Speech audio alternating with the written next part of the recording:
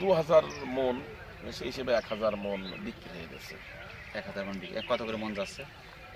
আগে দাম বেশি ছিল, এখন হলো 3000, 2500, 3500 এরকম বিক্রি হচ্ছে। তো সেই ক্ষেত্রে কি 50 লাখ আশা করা যায়? না না, আসলে দাম একটু কম কম লাগছে এবছর, আর হলো সামনে কেউ বলা যায় না। তবে দেখা গেল যে আমরা 40 আশা করছি। দেশ এবং বিদেশ থেকে যারা আমাদের এই ভিডিও দেখছেন তাদের সকলকে স্বাগত জানাচ্ছি শাহজাহান বিপাশ ফেসবুক পেজ এবং বিপাশ বিডি ইউটিউব চ্যানেল থেকে। আমার হাতে দেখতে পাচ্ছেন কি সুন্দর একটি ফল। কেউ হয়তো ভুল করে বলে বসতে পারেন এটা হলো আপেল। আসলে আপেল না, এটি একটি বরই বা কুল। এটাকে বলা হচ্ছে থাই আপেল কুল বা ভারত সুন্দরী যে কুল, সেই কুল। আমরা আছি আজকে ঝিনাইদহ জেলার কালীগঞ্জ উপজেলার বেথুলি গ্রামে। এই গ্রামের একটি বাগানে এসেছি, যেখানে গোলাম রহমান নামে একজন কৃষক প্রায় 25 বিঘা জমিতে এই কুল চাষ করছেন।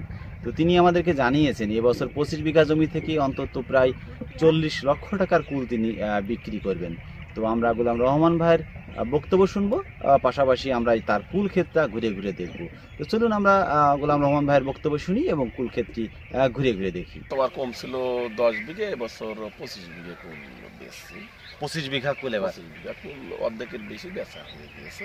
আচ্ছা, আজকে দৈনিক হারভেস্ট চলে, আজকে হারভেস্ট চলছে। আজকে তো আপনার এই 25 বিঘা জমিতে কতগুলো গাছ আছে এখন? হালকাট 10 বিঘে, দোকাট 10 বিঘে আছে 500 গাছ, আর হালকাট বিঘেই 100 করে, তাহলে 1500, তাহলে 2000 গাছ আছে। 2000 গাছ আছে। 2000 গাছ আছে। তো 2000 গাছে আপনি কি এমন স্বপ্ন দেখছেন? আসলে 2000 মন, সেই হিসেবে 1000 মন বিক্রি হয়ে গেছে। 1000 মন বিক্রি। কত করে মন যাচ্ছে? আগে দাম বেশি ছিল, এখন হলো 3000, 2500, 3500 এরকম বিক্রি হচ্ছে। তো সেই ক্ষেত্রে কি 50 লাখ আশা করা যায়? না না, আসলে দাম একটু কম কম লাগছে এবছর, আর হলো সামনে কেউ বলা যায় না। তবে দেখা গেল যে আমরা 40 আশা করছি। 40 হাজার আছে। তো আসলে আমাদের উদ্দেশ্য যে এই যে কৃষি নিয়ে মানুষ বলে যে জমি পড়ে থাকে, কোনো লাভ হয় না, জমিতে কোনো ইনকাম হয় না। তো আমাদের আসলে সাধারণ কৃষক যারা আছে তাদের উদ্দেশ্যে এটা বলা যে রহমান ভাই গত 5 বছর ধরে আপনি এই 7 বছর ধরে উনি এই কুল চাষ করছেন। আপনার কি কুল, এই জাতটা কি জাত? এটা হলো ভারত সুন্দরী বলে, কেউ বাংলা সুন্দরী, থাই আপেল কুল বলে। থাই আপেল, ভারত সুন্দরী থাই আপেল কুল চাষ করছেন। তো থাই আপেল কুল চাষ করে উনি প্রথম বছর থেকেই উনি মূলত ফল বিক্রি শুরু করেছেন। তো প্রথমে কয় বিঘা ছিল ভাই?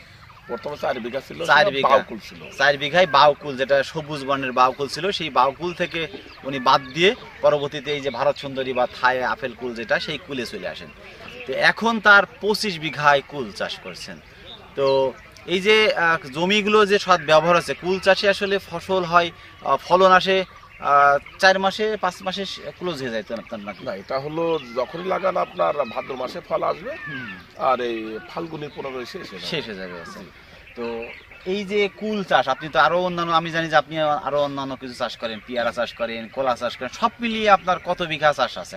প্রায় 40 বিঘা মতো। প্রায় 40 বিঘা চাষ আছে। সামলান কি করে আসলে 40 বিঘা জমি একবারে? আসলে যখন 16-17 বছর বয়স ছিল, তখনই 2-4 বিঘা শুরু করে, তখনও 40 বিঘা ছিল, মধ্যে একটু কম ছিল। এখন এইটে সামলানো 20-25টা লোক কাজ করে। এটা অভ্যেস, তাছাড়া কিছু না। তাহলে আপনার এখানে অন্তত 20 জনের কর্মসংস্থান সৃষ্টি হয়েছে, তারও বেশি কর্মসংস্থান সৃষ্টি হয়েছে। তো এই কুল উঠে যাওয়ার পরে জমিতে কি হবে আবার?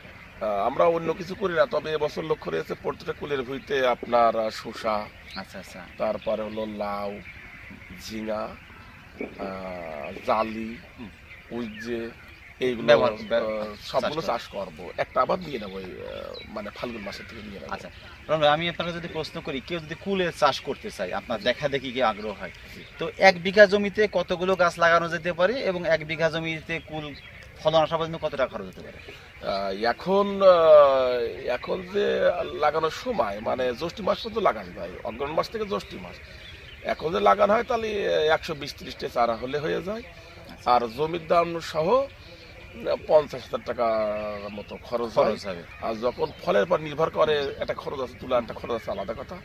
তবে খরচ গোড়ান দিয়ে 1,00,000 টাকা বিঘায় খরচ হয়, তুলা দিয়ে। 1 বিঘা থেকে কত টাকার ফল আনুমানিক বিক্রি হয় ফল যদি ভালো হয়? মানে 1.5 থেকে 2 লাখ টাকা তো আপনি দেখলেন, 1.5 থেকে 2 লাখ টাকা হাঁস থেকে বিক্রি হয়ে যাবে। আচ্ছা আচ্ছা। হ্যাঁ, তো শুনলেন যে 1 বিঘা জমিতে সব খরচ একদম লেবার খরচ, চারা লাগানো প্রথম বছরের খরচ, জমির খরচ সহ। হ্যাঁ প্রথম বছরের জমির খরচ সহ উনি বলছেন যে 1 লাখ টাকা মতো খরচ হতে পারে, কিন্তু সর্বনিম্ন 1.5 লক্ষ টাকা কুল বিক্রি করা সম্ভব। কিন্তু অন্যান্য জমিতে যদি আপনি ধান করেন বা অন্যান্য ফসল করেন, সেই ক্ষেত্রে কিন্তু এত টাকা এক বছরে কখনোই কোনো লাভ দেখা যায় না। এবং কুল মূলত আমরা ধরে রাখি 6 মাসের ফসল, তারপরেও কিন্তু কুলের সাথে উনি সাথী ফসল এবার চাষ করবেন, বললেন যে শশা লাগাবেন বা অন্যান্য জিনিস চাষ করবেন। তো আপনি যে আপনার কাছে তো আরো একটা বল সুন্দরী আছে বা টক ফুলও তো আপনি করেন না? অল্প আছে, টক বল অল্প। সুন্দরী খোলে আছে। আচ্ছা আচ্ছা। তো আপনি এইগুলো বাজারজাত করছেন কোথায় আসলে? আমরা দিচ্ছি হলো স্থানীয়ভাবে বিক্রি হয়, স্থানীয় জায়গায়। যেটা আমরা শরীয়তপুর, মুন্সিগঞ্জের পাঠিয়ে নিয়ে যাই।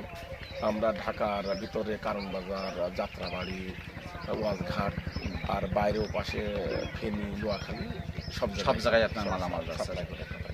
তো প্রতিদিন কি আপনি এখান থেকে ট্রাকে করে পাঠিয়ে দিচ্ছেন? আমার এখান থেকে ট্রাক না, কোটসানপুর আর ফলের আপনারা দিচ্ছেন? আচ্ছা না আচ্ছা। না, কোটসানপুর হাকিমপুর ওখানে পয়েন্ট আছে, পয়েন্টের ট্রাকে তা বুক করে দেওয়া হয়। আচ্ছা, আমাদের ওখানে যাওয়া লাগে না। তো আমি গতবার যখন শুনছিলাম আপনার 10 বিঘা ছিল, এবার 25 বিঘা। তো আগামী বছরের স্বপ্ন কি আছে আপনার? এবছরও 2-4 বিঘে বাড়ছে, আরো 2 বিঘা বাড়ছে, মানে আরো বেশি বাড়ার সম্ভাবনা আছে। এখন তো লাগানোর সময় শুরু হলো, এখন এটা বলা আছে না, মানে লাগাতে লাগাতে কত দূর হয়, 2-4 বিঘে 5 বিঘে বাড়ার সম্ভাবনা তো আছে। তা অন্যান্য কৃষকদের আসলে কি বলবেন আপনি, যে না, যারা ধান চাষ করে এবং অন্যান্য জিনিস চাষ করে, তাদের উদ্দেশ্যে কি বলবেন? আমার প্রতিবেদন বছরই যাই সব জায়গায়, মিডিয়াতে যাই, মিডিয়ায় যাই, এবং আমি যে কথাগুলো বলি বিশেষ করে সত্য কথাই বলি। এখানে অবশ্যই আপনি একদম পুরো সত্য কথা বলেন। এখানে সত্য কথা বলি, যেটা বিক্রি করি সেটাও বলে দিই। হুম, তবে কুল চাষ খুব লাভজনক, তবে হিসেব নিকেশ চাষ করতে হবে, পরিচর্যা করতে হবে। পরিচর্যা মানে হিসেব নিকেশ আছে। এটা হলো মুখে বলা সম্ভব না। যেমন যখন ফুল ফোটে তখন অনেকে কীটনাশক দিয়ে মাছিগুলো মেরে ফেলা যায়, মৌমাছি। এখন এইভাবে ওই সময় মৌমাছিগুলো মারা যাবে না। আর ওই সময় ভুঁইতে সারের প্রয়োজন হয়, একটু সার দিতে হবে যখন ফুল আসে। আর একটা কথা হলো যে এই মৌমাছি মারা যাবে না, ফুলে পরাগায়ন ঘটায় মৌমাছি সার দিতে হবে গাছের গোড়ায়। আর যদি রস কম হয়ে যায়, যেটা ভাদ্র মাসের শেষ বা আশ্বিন মাসের প্রথম দিকে যদি রসের সমস্যা হয়, তাহলে পানি দিতে হবে, পাইপ দিয়ে দেন। আর যে রস যদি শুকিয়ে যায়, তাহলে পানি দিতেই হবে, না দিলে ওই ফুলগুলো ঝরে যায়, ফল দাঁড়ায় না। এই কাজগুলো করলে আগে পরে যা হোক সমস্যা নেই। মূল কথাটা বললাম এখন। আচ্ছা, একটা গাছ আপনার এখান থেকে গাছগুলো এবার 7 বছর প্রায় নাকি? এটা 3 বছর। 3 বছর। একটা গাছ থেকে কত বছর আপনি ফুল সংগ্রহ করবেন? আমরা এই কোনো বাগান থেকে 5 বছর চলছে, 4 বছর, 3 বছর চলছে। আমরা প্রথম যখন চাষ করতাম বছর মেরে দিতাম। আমি সাত খেয়ে দেখলাম ওরা 15-20 বছর পর্যন্ত এরকম গাছের গুড়ি হয়ে গেছে, মানে খাটও বানানো যাবে। বড়ই গাছ যখন, বড়ই গাছ তো ভালো কাঠ, তারা ওই খাটও বানানো যাবে এরকম ভাবেও গাছের পরে তারা ফল নিয়েছে। এর হলো শেষ নেই, তবে দূরত্ব রাখতে হবে।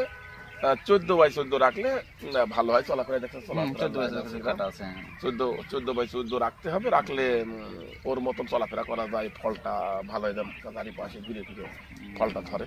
সিস্টেম আছে, না দেখাশোনা করে আসলে চাষ করা প্রথম বছর হিসেবে বিশেষ করে।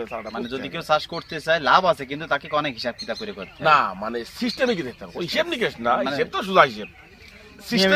নিয়মিত পরিচর্যা করা। আপনার একটা কথা খুব ভালো লাগলো যে মৌমাছি মারা যাবে না, কারণ মৌমাছি তো পরাগায়ন করে, ফলের বৃদ্ধি করানোর জন্য সে অনেক একটা উপকার করে, কিন্তু মানুষে স্প্রে করে অনেক সময় না, ওই ফুলের সময় বিশেষ করে স্প্রে লাগে না। দিনে মানে যদি স্প্রে করতেই হয়, তাহলে ছত্রাকনাশকটা স্প্রে করা যায়। আর যদি ফুলের জন্য একবার স্প্রে করতেই হয় ঝামেলার জন্য, তাহলে সন্ধ্যের সময় স্প্রে করলে কোনো মৌমাছি মারা যায় না। এবং ফল সুন্দর দিকে আপনি দেখে ফল ধরা দেখছেন, যে এরকম বছর এরকম কিন্তু ফল আপনি। আমি এখন যে গাছটা সামনে আছে, এই গাছটাতে কত পরিমাণে ফল হতে পারে আনুমানিক? আসলে এই গাছে ধরা 4-5 মণ করে ফুল ধরা হয় গাছ প্রতি 4-5 মণ।